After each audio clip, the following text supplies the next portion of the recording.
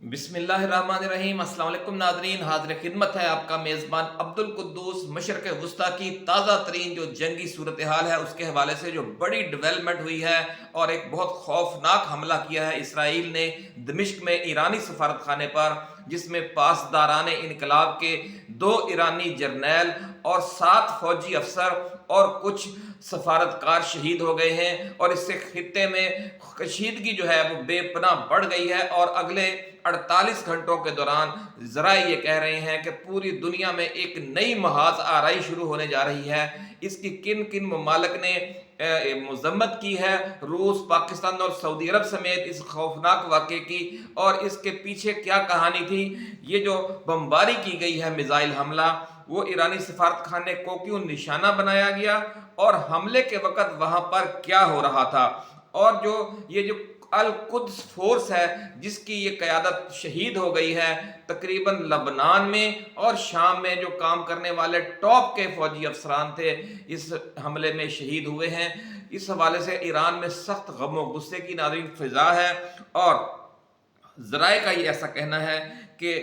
ये जो सूरत हाल बनी हुई है इसके दौरान कोई जवाबी इक़दाम की तैयारी की जा रही है। वो जवाबी इक़दाम क्या हो सकता है, आज उस पर भी बात करेंगे। और हम ये भी बताएंगे कि जो अल कुद्स फोर्स के शाम और लबनान में जो सरबराह थे जो शहीद हो गए हैं, वो उनका क्या किरदार था इस पूरी जंग में जो इसराइल के खिलाफ जारी है पिछली 2-3 दिहाइयों से। कमांडर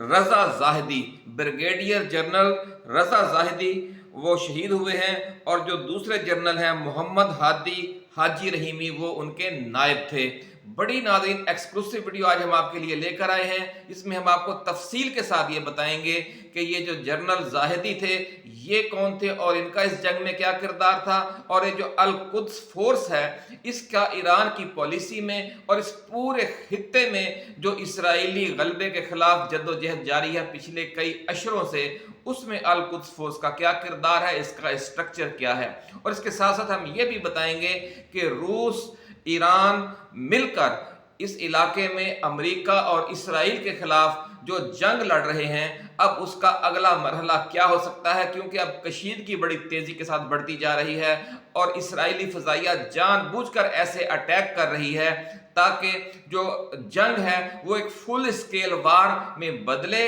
और कोई बड़ा वाकया हो और जिसको जवाब बनाकर वो ईरान पर बड़ा हमला कर सकें पूरे नेटो ममालिक अमेरिका और इसराइल मिलकर। ये असल में सारी जो साजिश है वो इस एक नुक्ते के गिर्द घूम रही है। इस हवाले से पूरी तफसील बयान करने से पहले नाजरीन, हम नए आने वाले दोस्तों से ये गुजारिश करेंगे कि वो इस चैनल को सब्सक्राइब करके बेल आइकन ज़रूर दबा दें ताकि हमारी जो नई आने वाली वीडियोस हैं ऐसे ही एक्सक्लूसिव वीडियोस और इंटरनेशनल इश्यूज पर भी हम वीडियोस बनाते हैं और पाकिस्तान की सियासत पर भी आप हमारी टाइमलाइन पर जाकर देख सकते हैं। तो आप इस चैनल को सब्सक्राइब कीजिए और कमेंट सेक्शन में ज़रूर अपनी राय का इजहार कीजिए कि हमारी वीडियोस आपको कैसी लगती हैं, और ख़ास तौर पर इस वीडियो को आपने शेयर भी करना है क्योंकि जो खित्ते में जो नई जंग भड़क रही है और उसकी वजह से पाकिस्तान का जो किरदार बहुत अहम होने जा रहा है आने वाले बरसों में, और ये कहा जा रहा है कि पाकिस्तान में एक बार फिर रिजीम चेंज के लिए जो खित्ते के तमाम इस्लामी ममालिक हैं, हमसाया ममालिक हैं, वो दोस्ताना दबाव बढ़ा रहे हैं हमारी इस्टेब्लिशमेंट पर, और उस हवाले से इमरान खान को वापस लाने पर क्यों जोर दिया जा रहा है इस पर भी बात करेंगे। तो नाज़रीन, पहले खबर सुन लें कि जो इसराइल ने शाम के दारुल हुकूमत दमिश्क में ईरानी सफारत खाने पर फ़िज़ाई हमला जो किया है उसमें 2 जर्नैलों समेत 7 फौजी अफसरान शहीद हो गए हैं। इनमें जो सबसे बड़े पासदारान इनकलाब के जो कमांड के पासदारान इनकलाब की जो अल कुद्स फोर्स है उसके शाम और लबनान में जो सरबराह थे ब्रिगेडियर जनरल रजा जाहिदी, वो शहीद हुए हैं और उनके जो नायब थे जनरल मोहम्मद हादी हाजी रहीमी, वो भी शहीद हो गए हैं। इसराइली फ़िज़ाइया के जो हमले में जो सफारत खाने का जो कौंसलर सेक्शन है वो बिल्कुल तबाह हो गया है और कुछ रिहायशी जो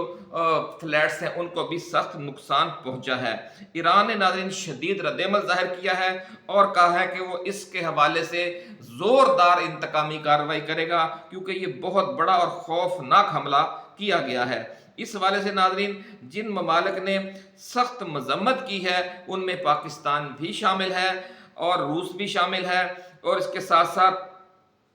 قطر نے بھی، عمان نے بھی، سعودی عرب نے بھی، متحدہ عرب امارات نے بھی اس حملے کی سخت مذمت کی ہے، اور روسی حکومت نے خاص طور پر کہا ہے کہ یہ جو جنیوا کنونشن ہے سفارت خانوں کے احترام کا، اس کی ایک اعلانیہ کھلم کھلا خلاف ورزی کی ہے اسرائیل نے، اور اس حوالے سے اقوام متحدہ کی سلامتی کونسل میں بھی کچھ ذرائع کہہ رہے ہیں کہ قرارداد آ سکتی ہے۔ اگر اقوام متحدہ نے کوئی کارروائی نہ کی تو پھر روس اور ایران خود مل کر اپنے جو یہاں پر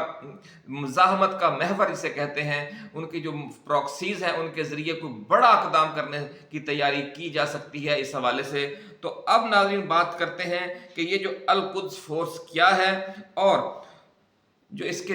بریگیڈیئر جنرل رضا زاہدی تھے شہید ہو گئے ہیں، وہ کون تھے، اس کی تھوڑی تفصیل آپ کے ساتھ ہم شیئر کریں گے، پھر اس کے بعد بتائیں گے کہ اب خطے میں آگے ہونے کیا جا رہا ہے۔ ناظرین ایران کے سرکاری خبر رسائی ادارے ارنا نے بتایا ہے کہ شام کے دارالحکومت دمشق میں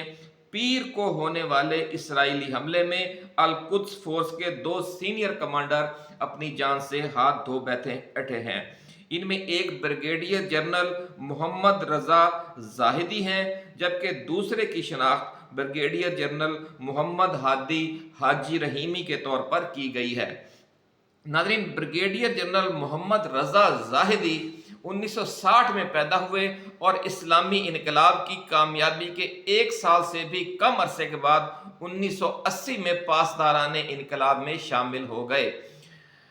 بریگیڈیئر جنرل محمد رضا زاہدی پاسداران انقلاب کی قدس فورس کے سینئر کمانڈروں میں سے ایک تھے۔ 2008 میں جنرل سلیمانی نے زاہدی کو دوسری بار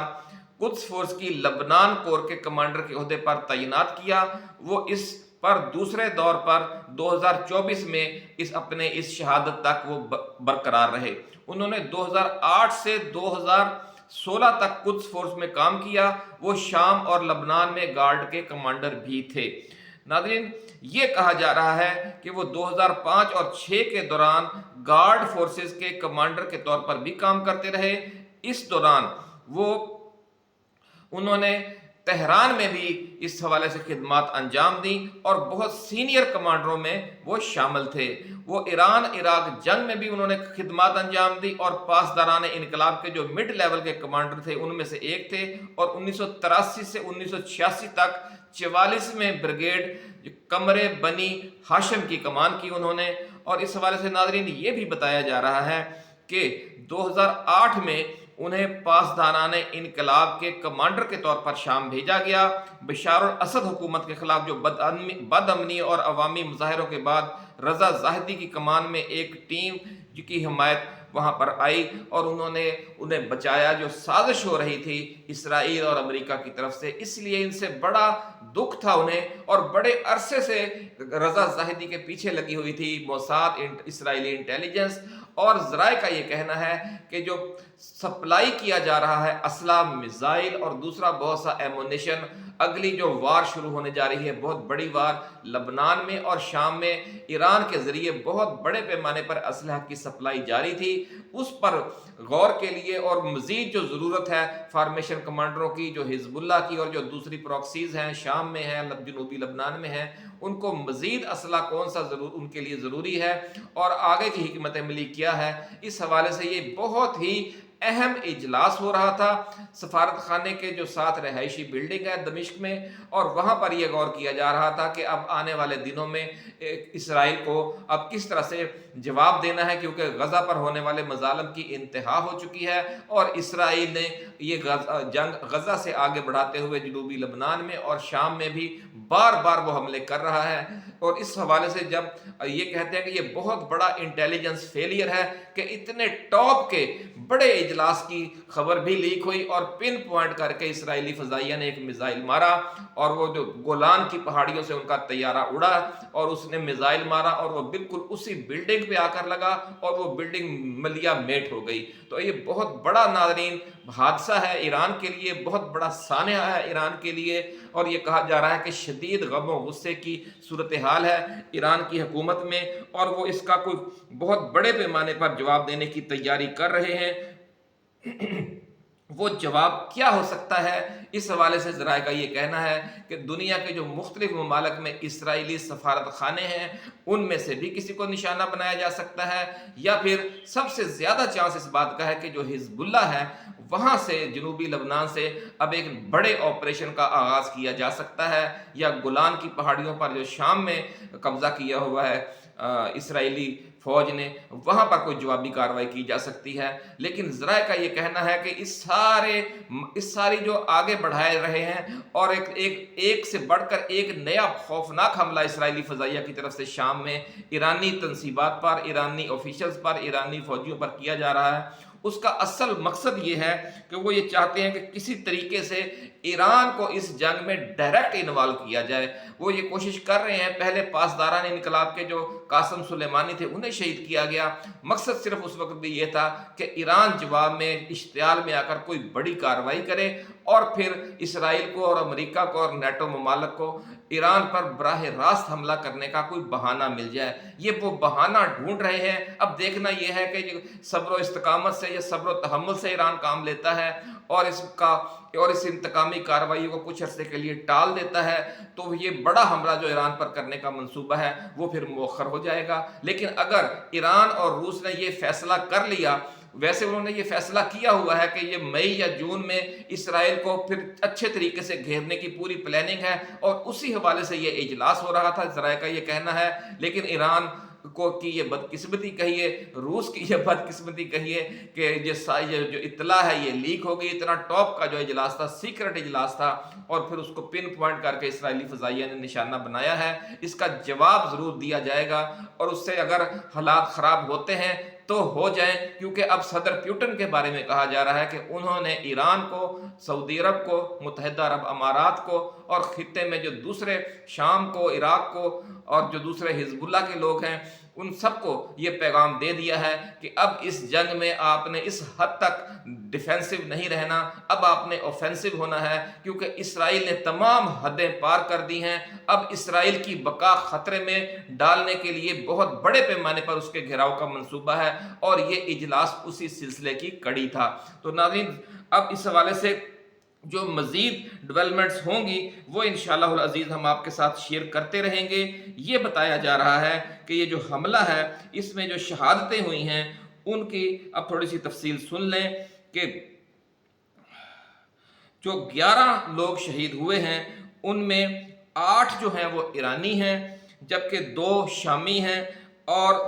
1 لبنانی ہے، یعنی تینوں ممالک کے جو ٹاپ کی لیڈرشپ تھی وہ اس اجلاس میں شریک تھی۔ لیکن بہت خوفناک ایک سمجھ لے کہ سیکیورٹی بریچ ہوا ہے، اور اب ذرائع کا یہ کہنا ہے کہ ایران اور